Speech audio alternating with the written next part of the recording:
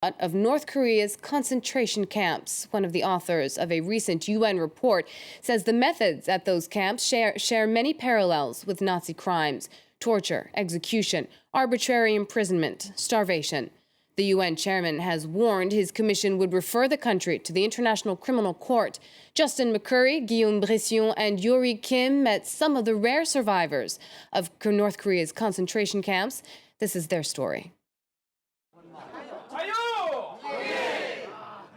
Over beef stew at a restaurant in Seoul, CHEOL-HWAN KANG and his comrades break into song. They're fighting for democracy in North Korea. Bringing about the fall of the totalitarian state has become Kang's purpose in life. I can't predict if the North Korean leadership will fall by 2015, but I have a feeling that this year or next will be an important turning point for some kind of change in North Korea. Kang is a survivor of the North Korean camps for political prisoners. He spent 10 years in YODOK, located 70 miles from his former home in the North Korean capital, Pyongyang. His crime? To have been the grandson of a so-called traitor. I was only little in those days. I didn't really understand the situation. It was the first time I'd been to the countryside, so I didn't understand why my parents were so sad. Sent to the Gulag along with most of his family at the age of 9, Kang's life quickly became a living hell. Even when I had eaten almost nothing, I still had to do hard labor. I felt powerless, but I had no choice but to do the toughest jobs. The hardest thing was the lack of food. After his release, Kang defected to South Korea, where he's head of the North Korean Strategy Center, which promotes democracy in North Korea. He's one of only a few people from the secretive state to have testified before the UN Commission for Human Rights in North Korea. After a year-long investigation, the Commission said North Korea's regime had committed crimes against humanity. Its findings could prompt changes in North Korea, according to this conservative member of the South Korean National Assembly. Despite appearances, the North Korean regime cares about what the rest of the world thinks of it.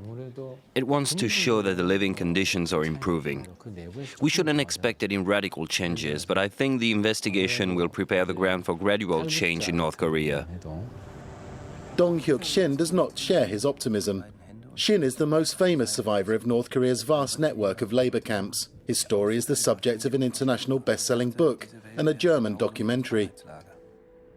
SHIN was born in the camp, regarded as the worst in the country, and attended the public executions of his mother and brother when he was just 13. They were executed after SHIN, fearing for his own life, told the camp authorities that they were planning to escape. Guards cut off one of his fingers as punishment for breaking a sewing machine. On a visit to Japan, he accuses the UN of not doing enough to help the North Korean people. History tells us that the UN Human Rights Committee has never solved a single problem involving human rights abuses and the actions of brutal governments.